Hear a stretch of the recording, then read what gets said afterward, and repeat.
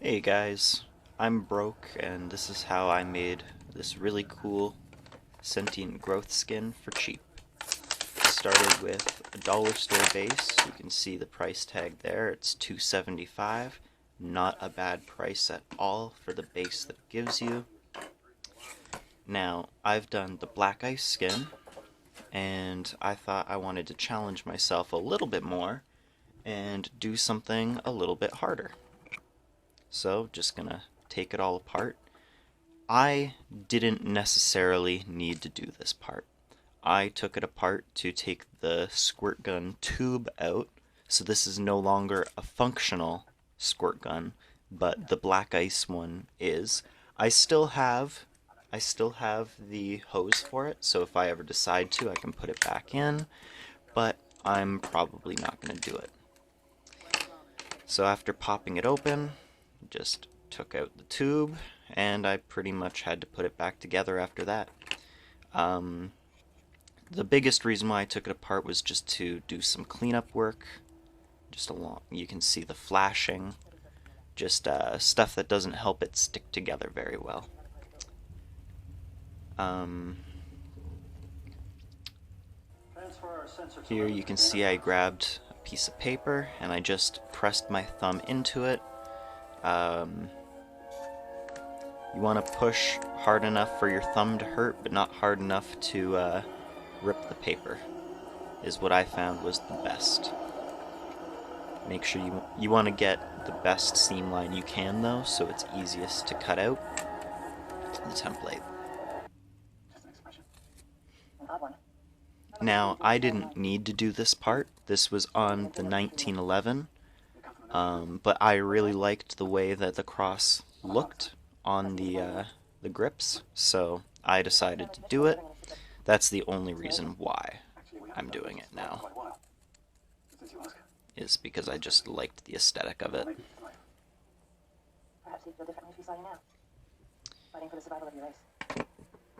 And you want to make sure that you cut out 2 templates.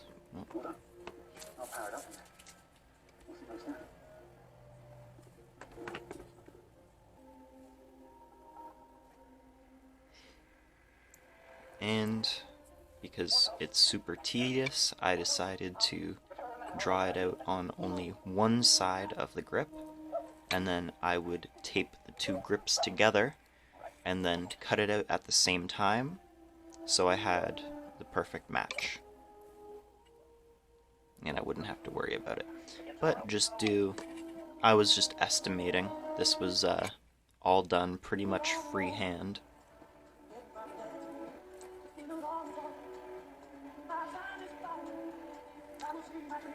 I've been trying to do better for making these videos. I've been trying to put in a lot more effort, not just for you guys watching, but for myself. I really like to put in that effort. But again, if there's anything you guys want to see me build, please let me know. Please subscribe, leave a like. It'll help me out.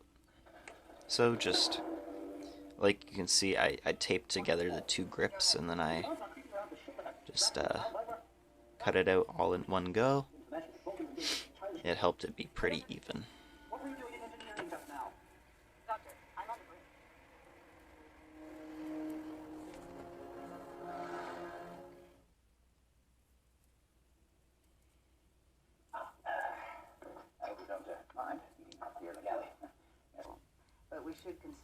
Everything that I used in this video can be found at the dollar store. The only thing that I say you wouldn't be able to find is the airbrush. But even then, I honestly, I covered up what I did with the airbrush work, so I wouldn't even consider that a part of it. I just added it so you could see my mistakes. When I was making this, I wanted to figure out what would make the best goopy looking kind of tentacle-y, just the mess, right? And I decided on hot glue, and with this fancy little stomper thing I made, just like smear it around, kind of like dab it, get those like tendrils going, right? You just want to do that anywhere you want those tentacles. I even put one on the magazine for matching. With these display guns, I'm doing a matching magazine with each, only one, because that's all you really need. So after you got good coverage with it, I went over it with another lighter to take down any of those high peaks, just to smooth it out a bit more. And this really helped the aesthetic sell as like tendrils and whatever the proteins are made of. Just it really did smooth out the parts that needed to be smooth, and yeah, turned out very well. Happy with how this one looked.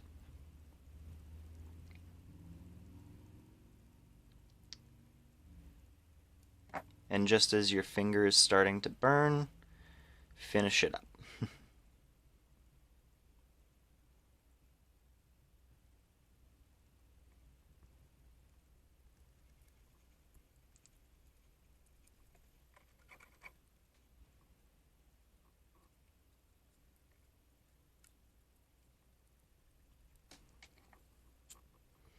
And again, just burn your fingers. Perfect. Now, because you decided to do a black base coat, the hardest color to cover up, you may as well go and do that.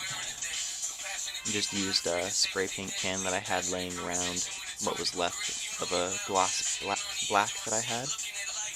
And while you're filming, make sure that you get directly in the way of the camera for most of the shot. That's how you know you did a good job. Then after you get back inside, after that gloss is set, mix yourself up a disgusting blue that when it dries, it's nothing like the color that you just mixed.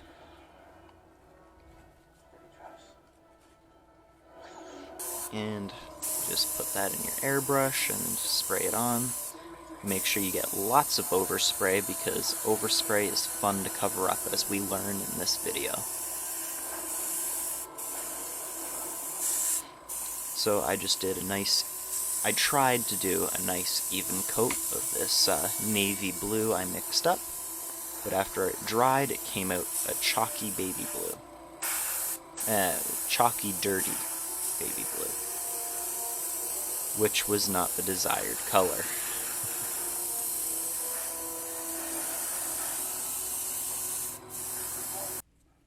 So after that, just mix up a much better color with some Mod Podge so it has that sleek shine, and repaint everything with a brush because the airbrush was too slow to keep washing off or rinsing out. So just do everything by hand this time around, and make sure you actually get a color that you desire. This second coat that I did came out a lot better. I am kind of happy I did that other coat because it made it go on in one clean coat. So the airbrush was a nice base, but it just wasn't a nice color. Then I sketched on where I wanted the react to be. I didn't want to attempt to do this with a paintbrush, so I just used a piece of popsicle stick that I sharpened down, which it came out as well as I could have hoped. Yeah.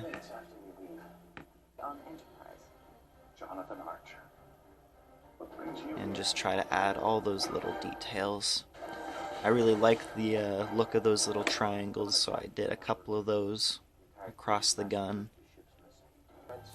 which really, it's the little details like that that I truly enjoy doing. It was a lot of fun.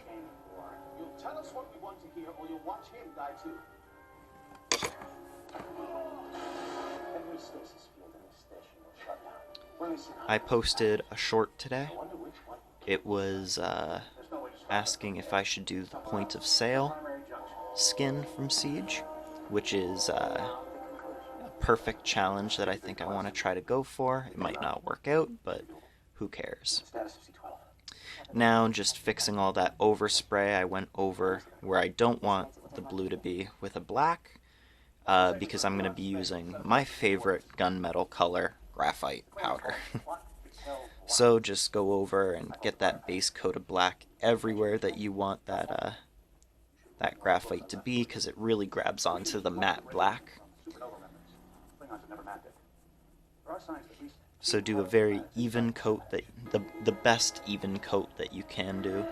I would say get it. And I wanted to do all the little details with the graphite powder as well. So I really tried to get that black into the spots that I wanted to have all that graphite. Biosigns on the shuttle? 1. Zenobia. This turned out to be one of the coolest paint jobs I think I've done.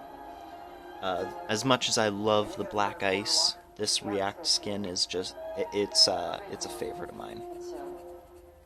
I think it captures the essence of perfectly weathered, with the element of the disturbing growth. And because I didn't hate myself enough for doing the little triangles, I wanted to try to do that little emblem. It actually turned out pretty okay, I would say. Definitely could have done better on it, but for what it is, I'm happy with it. Sorry, I really need to work on how I line up for my shots, because it is hard to do. Now with that graphite powder, I'm just gonna rub it in with a paintbrush. I decided to use a paintbrush for this one so I get a more even coating of it. I also messed up my editing there, so you get to see me pull out the graphite powder after I started using it. Yeah? Which I thought I fixed in editing, but I guess I didn't. I record all of this after the fact, so now you know. Oh my goodness, honey. I think the graphite was the perfect gunmetal I could have done. I think if I did blackened silver, like a darker silver, it wouldn't come out the same with how I did the edges with the bright silver that I have. So I think it turned out great. That's so funny. And you want to try to get into every crevice that you can without making too much of a mess. That's funny, baby. And believe me, my hand was silver for the rest of the day because I kept sweeping it off of my desk, getting it all over my hands.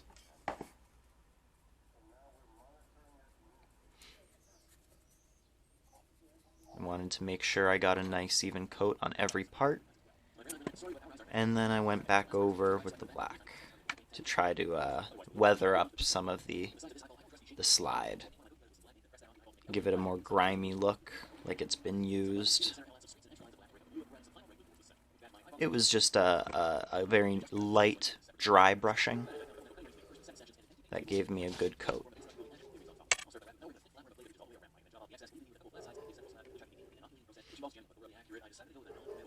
And then using the silver, sorry my dog's barking.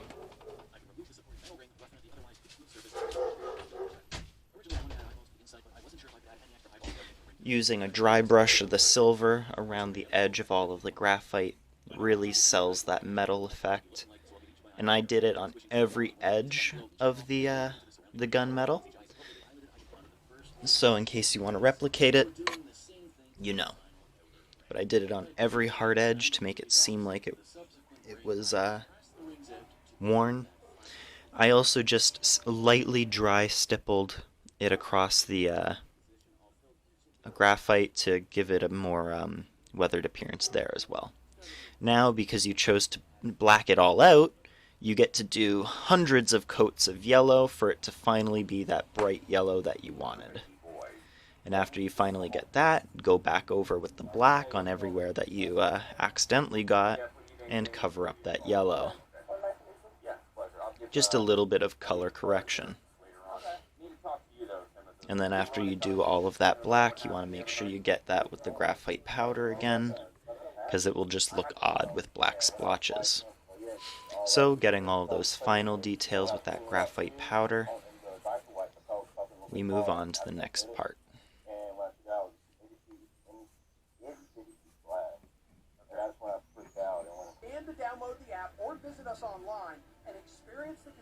Again, just getting that dry brushed silver on there.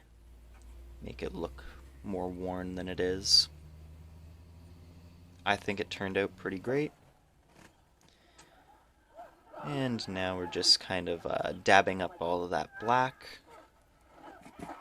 You really want to get a good coat of the black across all of your tendrils and everything like that to get a good solid base, right?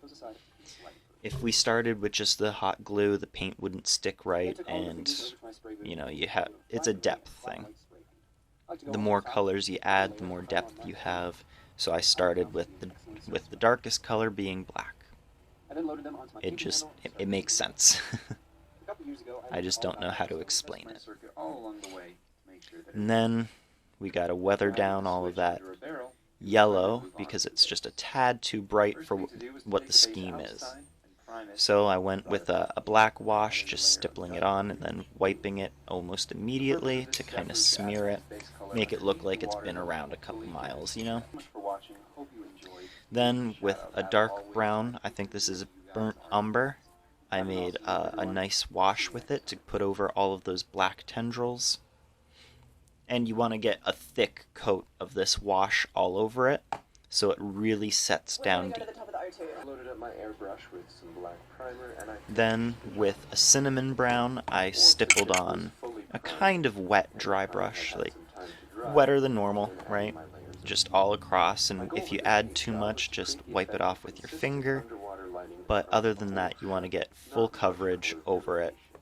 You don't want to get it too deep because you want to still have that dark black and dark brown poking through. So just do the cinnamon brown all around the top. Then I stippled on more cinnamon brown, but in a much thicker coat so it comes out a little bit lighter. And I just did that with a makeup sponge that I ripped up and had jagged edges on so it came out uneven, which really sells the effect. They were the closest thing that I could find to what I was looking for. I also grabbed a dreadnought with texture paints. Then to give it that really slimy look, I used glossy Mod Podge, which was the only thing that I had that would make it look that like the slimy look. I know that they might not look slimy in the game, but I think it looks better being slimy. I think it almost gives it a more alien look. So that's what I decided to do. You don't have to follow that step if you don't like it. But you want to get an even coat of that gloss all over. Try not to get too much on the blue, because if you get it on the blue, it'll look glossy, and the blue is meant to be more weathered. We only want the tendrils looking slimy and glossy. And after that sets, you get to see the final look. I'm really happy with how this build turned out, and I really hope that you guys want to see me do point of sale as well. I hope you liked it. Thank you. Bye-bye.